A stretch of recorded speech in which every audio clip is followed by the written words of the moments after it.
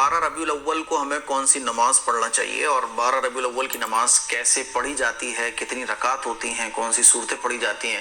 کیونکہ social media پر جب آپ سرچ کریں گے نا 12 ربیع الاول کی نماز، تو بہت ساری نمازیں آ جائیں گی. کوئی کچھ بتا رہا ہے، کوئی کچھ بتا رہا ہے. کیونکہ سوشل میڈیا جو ہے نا، یہ غلط چیزوں کا ایک ملبہ ہے پورا. اس ملبے میں آپ کو غلط چیزیں ہی ملیں گی زیادہ تر، کیونکہ سوشل میڈیا پہ کام کرنے والے اہل حق علماء نہ کے برابر ہیں.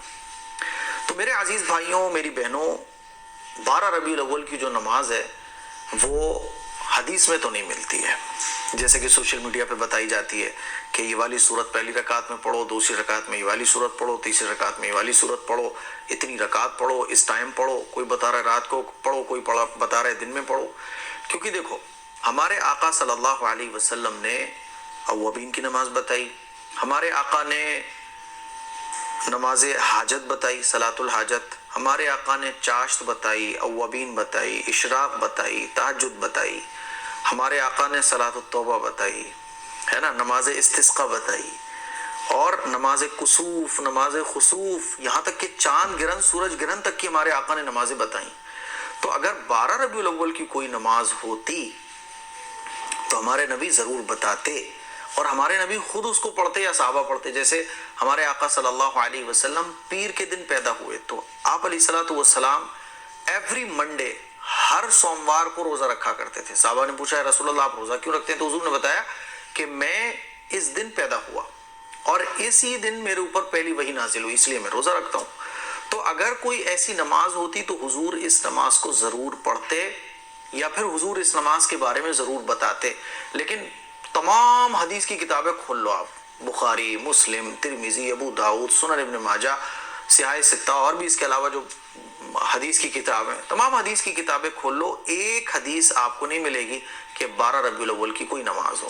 کیونکہ دیکھو، آپ علیہ الصلوۃ والسلام جب پیدا ہوئے تو اس وقت چاروں طرف جہالت ہی جہالت تھی. جہالت تھی، لڑکیوں کو زندہ درگور کر دیا جاتا تھا، اور مرنے کے بعد بیوی کو وراثت میں تقسیم کر دیا جاتا تھا. یعنی ہر طرح کی برائی اس وقت عام ہو چکی تھی. ظلم و زیادتی چاروں طرف عام تھا، پڑھنے لکھنے کا رواج نہیں تھا. حضور علیہ الصلوۃ والسلام جب پیدا ہوئے تو حضور کی پیدائش کی جو تاریخ ہے، ایک تو وہی فائنل نہیں ہے. امام اعلیٰ حضرت فرماتے ہیں کہ 9 ربیع الاول کو، وہ کہتے ہیں 9 ربیع الاول، بعض نے کہا 12 ربیع الاول، اور 12 ربیع الاول یہی مشہور ہے، اور اسی کو زیادہ تر علماء نے کہا ہے کہ یہی زیادہ راجح ہے. لیکن 12 ربیع الاول کے علاوہ اور بھی قول ملتے ہیں، 9 ربیع الاول، 10 ربیع الاول، کسی نے کہا ربیع الاول کے مہینے کے علاوہ اور دوسرے مہینے. تو حضور علیہ الصلوۃ والسلام کی پیدائش کی تاریخ میں اختلافات ہیں، بہت سارے قول ہیں، یہ بھی ہو سکتا ہے، یہ بھی ہو سکتا ہے، یہ بھی ہو سکتا ہے. اسی لیے اللہ کے نبی صلی اللہ علیہ وسلم ایوری منڈے کا روزہ رکھتے تھے. 12 ربیع الاول کو حضور روزہ نہیں رکھتے تھے، بلکہ ہر پیر کو روزہ رکھتے تھے. کیونکہ حضور علیہ الصلوۃ والسلام کی جو پیدائش کی تاریخ ہے، وہ خود حضور نے بھی لوگوں کو نہیں بتائی کہ میں اس تاریخ میں پیدا ہوا، بلکہ حضور نے دن بیان فرمایا کہ پیر کے دن میں پیدا ہوا، تو اسی لیے میں شکر کے طور پر روزہ رکھتا ہوں. سمجھ رہے ہو بات کو؟ اب اس میں اللہ کی حکمت ہے کہ اللہ نے اس چیز کو کیوں مخفی رکھا. تو اس بات کو ہمیں سمجھنا ہے. اچھا، جب اللہ کے نبی صلی اللہ علیہ وسلم اس دنیا سے تشریف لے گئے، جب حضور نے پردہ فرمایا، تو پھر لکھنے پڑھنے کا رواج عام تھا، ایجوکیشن عام تھی، اور اللہ کے نبی صلی اللہ علیہ وسلم کو پوری دنیا جان چکی تھی کہ یہ پیغمبر ہے. تو حضور علیہ الصلوۃ والسلام کی جو وفات کا دن ہے وہ بالکل فائنل ہے، 12 ربیع الاول. سمجھ رہے ہو بات کو؟ یہ فرق ہے کہ بعض دفعہ آپ سنتے ہوگے کہ حضور کی پیدائش 9 تاریخ میں ہوئی، بعض کہہ رہے ہیں 10 میں ہوئی، بعض کہہ رہے ہیں 11 میں، بعض کہہ رہے ہیں 12 میں.